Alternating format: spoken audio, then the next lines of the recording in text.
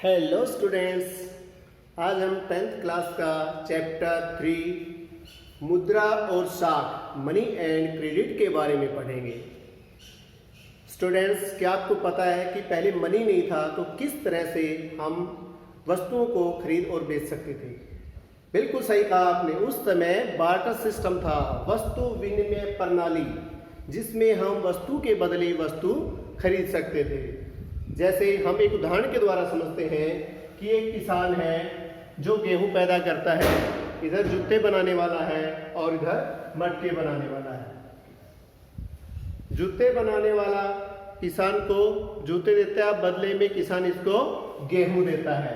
इस प्रकार से ये वस्तुओं का आदान प्रदान करते हैं।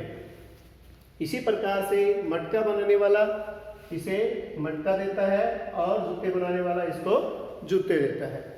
इस प्रकार से वस्तुओं का आदान प्रदान होता है।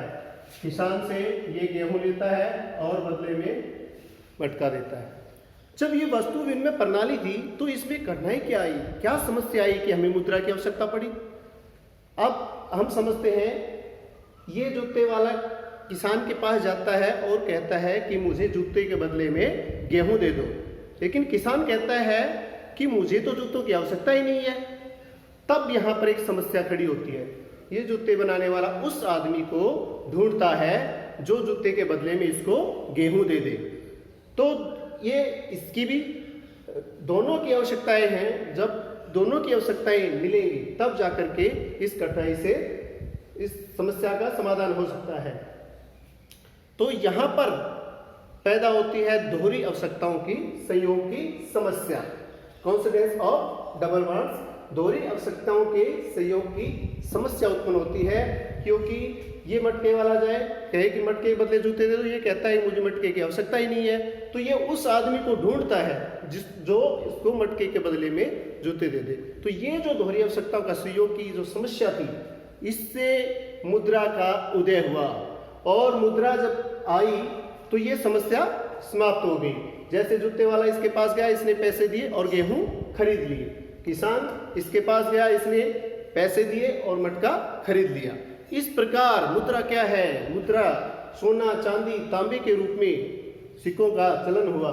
तो मुद्रा का उदय हुआ। मुद्रा क्या है? अब हम आते हैं डेफिनेशन के ऊपर। मुद्रा, व्हाट इज मनी?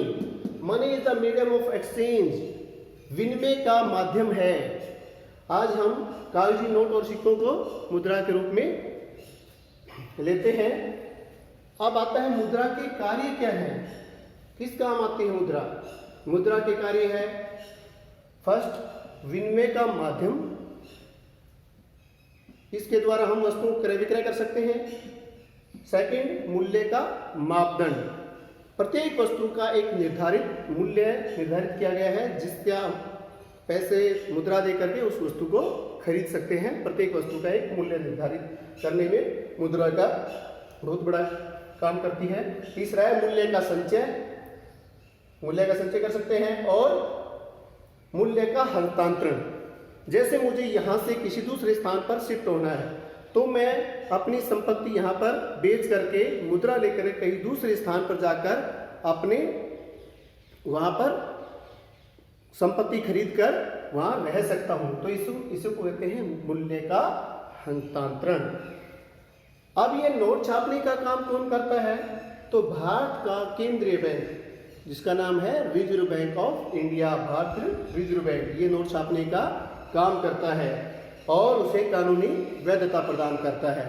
हम प्रत्येक नोट के ऊपर, जैसे 100 रुपए का नोट है, उसके ऊपर हम देखते हैं कि उसके ऊपर लिखा होता है कि मैं धारक को 100 रुपए अदा करने का वचन देता हूं, और नीचे रिजर्व आरबीआई के गवर्नर के सिग्नेचर होते हैं। तो उस करेंसी को, उस मुद्रा को कोई भी व्यक्ति लेने से इनकार नहीं कर सकता। अब हम आते हैं बैंक की क्या भूमिका है, रोल ऑफ बैंक्स क्या है। जैसे जितनी भी जनता है, लोग हैं, वो अपनी सारी संपत्ति को अपने ऊपर खर्च नहीं करते, बल्कि उसका कुछ भाग बचत के रूप में रख लेते हैं। उस बचत को वो बैंक के पास जमा करते हैं, जो एक वित्तीय संस्था है। बैंक क्या होता है? बैंक इसको बदले में ब्याज देता है। इंटरेस्ट देता है, लगभग बचत खाते पर 4% के रूप में ब्याज दिया जाता है। जमाकर्ता बैंक से अपना जमा किया हुआ पैसा कभी भी जरूरत पड़ने पर मांग सकता है, तो इसलिए इसको हम मांग जमा कहते हैं। बैंक इस पैसे का क्या करता है, किसी भी जरूरतमंद व्यक्ति को या किसी फर्म को ये ऋण के रूप में दे देता है, उधार ऋण के रूप में किसी उधारकर्ता को या किसी फर्म को उधार देता है, बदले में उससे ब्याज लेता है। ये ब्याज की दर, इस ब्याज की दर से काफ़ी ज़्यादा होती है, लगभग 13 से 18% के करीब होती है। तो ये जो बीच में ब्याज का जो गैप है, ये बैंक की आय है, इसे हम बैंक की आय है। तो बैंक क्या काम करता है, ये मध्यस्थ का काम करता है। Bank is a mediator, depositor और बोरोवर के बीच में एक मीडिएटर का काम करता है बैंक।